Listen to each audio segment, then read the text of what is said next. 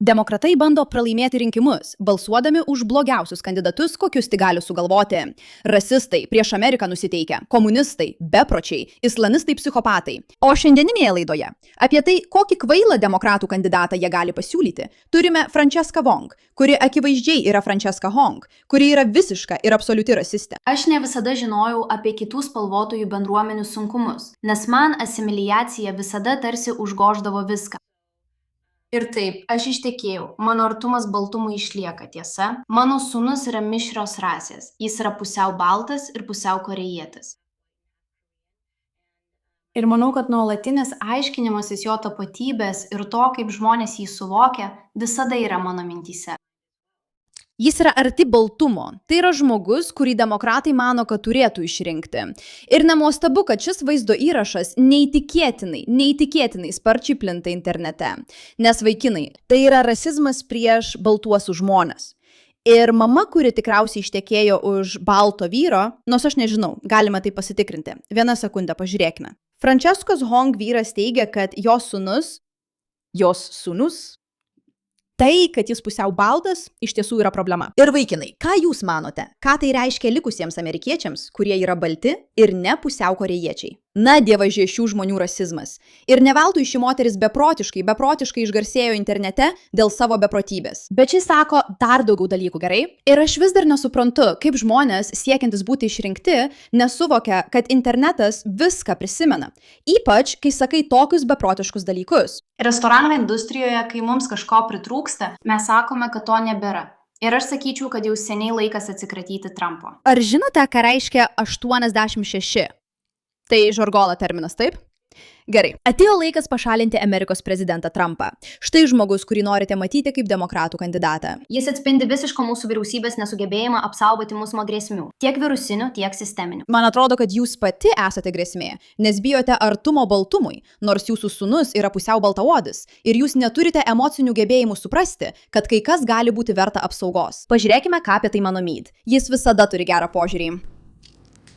Policijos panaikinimas yra viena iš mūsų baudžiamojo teisingumo sistemos reformavimo ir pervertinimo dalių. Policijos panaikinimas yra viena kvailiausių idėjų, kurios kada nors paplito mūsų visuomenėje. Ir tai šokiruoja, kad vis dar yra žmonių manančių, jog už tai galima būti išrinktam. Panaudojant tas lėšas, kurios atsirastų panaikinus, panaudojant lėšas po to, kai panaikinsime policijai skirtas lėšas, jas reikia skirti reabilitacijos paslaugoms.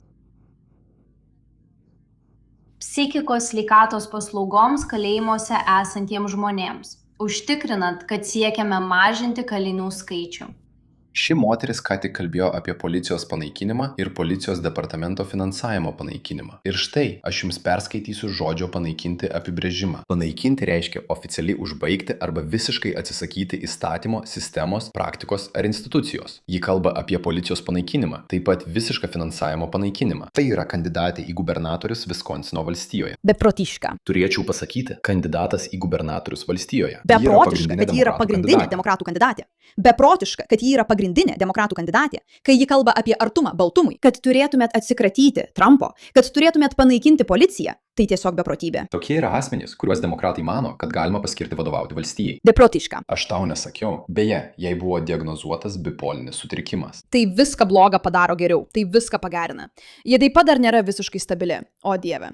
Be to, ją ką tik padavė į teismą. Ir tai įdomu, ją padavė į teismą dėl neapmokėtos kredito kortelės skolos. Ir ją padavė į teismą šiais metais, 2026 metų, gegužės 26 dieną. Tai jūs sakote, kad turite kandidatę, vieną pagrindinių Viskonsino demokratų partijos kandidačių, kuri turi skolų, kurias turi grąžinti, turi aiškiai diagnozuotą problemą, psichinę ligą, psichikos sutrikimą, yra raginusi nužudyti Trumpą, nori panaikinti policiją, kuri nemėgsta baltumo artumo, nors jos sūnus yra pusiau baltasis. Ir demokratai iš tikrųjų mano, kad ji yra tinkamas žmogus būti valdžioje.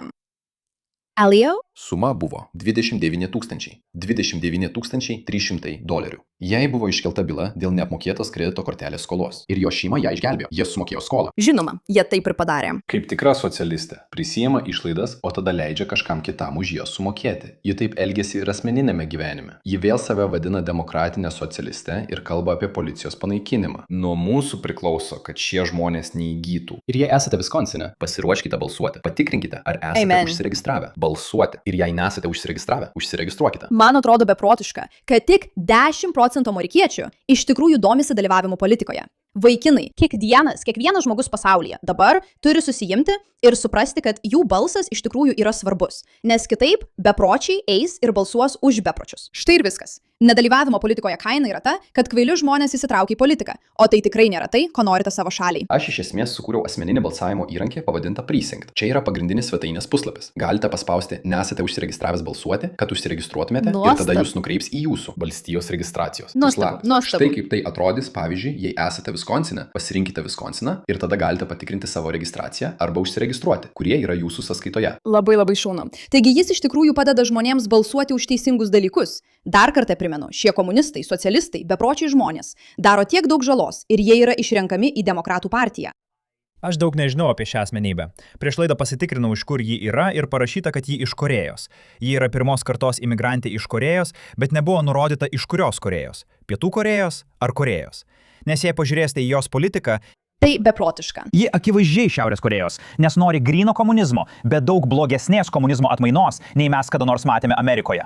Ir tai būtų siaubinga Viskonsino baltajai populiacijai. Viskonsinas yra 80% baltaodžių, o ji nekenčia baltųjų žmonių. Taigi leiskite man labai aiškiai pasakyti. Demokratų partija, leiskite man tai pakartoti, leiskite labai aiškiai pasakyti. Demokratų partija bando pralaimėti artėjančiuose rinkimuose.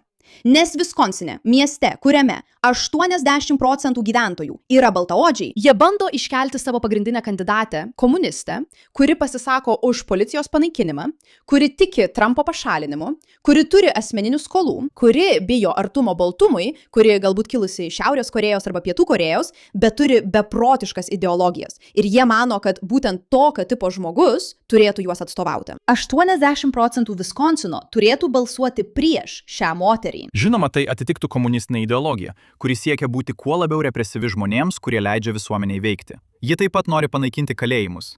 Ji nori atimti finansavimą iš policijos. Bankai ir maisto prekių parduotuvės. Kaip ir nacionalizuojant maisto prekių parduotuves, tai reiškia, kad valdžia gali kontroliuoti tavo maistą. Ir tai yra paskutinis dalykas, kurio tu norėtum. Francesca Hong. Čia nėra nieko daugiau kaip neapykanta baltaodžiams. Tai, kad jie taip sako apie savo sūnų, daug ką pasako. Žmonės panikuoja ir jie turi tam pagrindą. Nes kai yra žmogus, kuris bijo artumo baltumui, net jei jos pačios sūnus yra pusiau baltaodis, žinai, kad turi problemą. Ir tiek ačiū už jūsų dėmesį šiam klausimui.